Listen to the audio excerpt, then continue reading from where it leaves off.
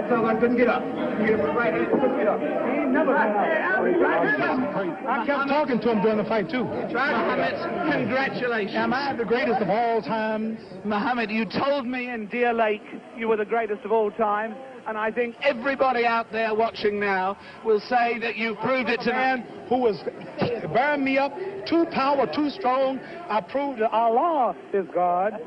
Elijah Muhammad is a messenger, and I have faith in them. And regardless of the world and the pressure, I made it an easy night because Allah has power over all things. And if you believe in Him, nothing, even George Foreman, will look like a baby. It wasn't a close fight, was it? No, it wasn't a close fight. No. Was it close before I knocked him out? No. You suckers. Wait. Is this on close? You tell. Is it live? Right now. Everybody stop talking now. Attention. I told you, all of my critics, I told you all that I was the greatest of all time when I beat Sunday Liston. I told you today I'm still the greatest of all time. Never again defeat me. Never again say that I'm going to be defeated. Never again make me the underdog until I'm about 50 years old. Right. Then you might get me. But I didn't dance. I didn't dance for a reason. I wanted to make him lose all his power. I kept telling him he had no punch. He couldn't hit. He's swinging like a sissy. He's missing. Let me see your box. I hadn't started dancing yet. You can't say my legs are gone. You can't say I was tired because what happened? I didn't dance from the second round on. I stayed on the ropes. When I stay on the ropes, you think I'm doing bad. But I want all boxers to put this in the page of boxing. Staying on the ropes is a beautiful thing with a heavyweight when you make him shoot his best shots and you know he's not hitting you. I would have gave George Foreman 2 rounds of steady punching because after that he was mine. But he was falling, he was missing. I don't know if I'm going to fight again or not. I'm going to retire as of now. I have to talk to my leader, the most honorable. Are you still planning to retire? Assalamu alaikum to all the Muslims.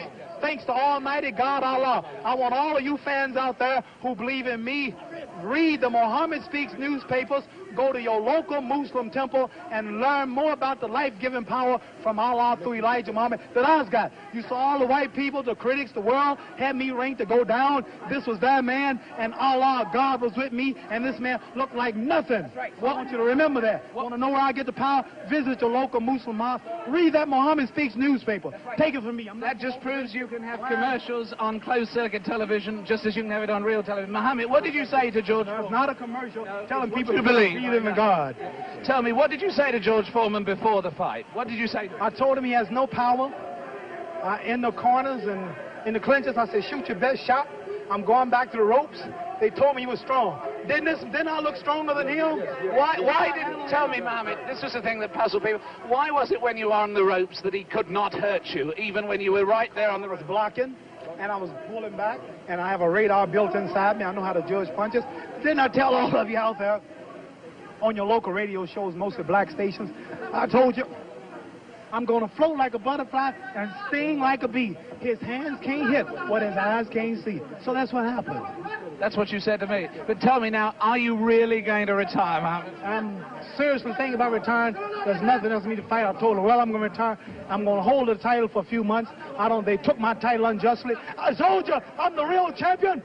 I told you, I'm the champion of the world.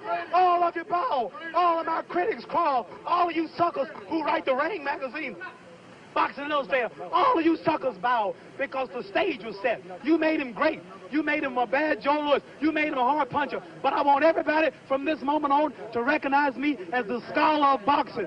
If you want to know any damn thing about boxing, don't go to no boxing experts in Las Vegas.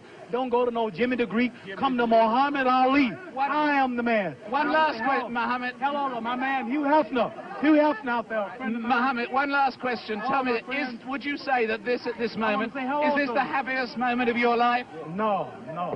Happiest moment of my life when I met Elijah Muhammad, the freedom speaker of black people.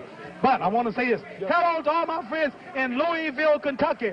Joe Martin, Fred Stoner, all of my friends in Louisville, Kentucky, where I started. I'm recognized all over the world now, but my greatness came and started in Louisville, Kentucky. And that's one of the greatest cities in America, Louisville, Kentucky. And I predict that Louisville, Kentucky will have another world champion because Louisville is the greatest. Louisville.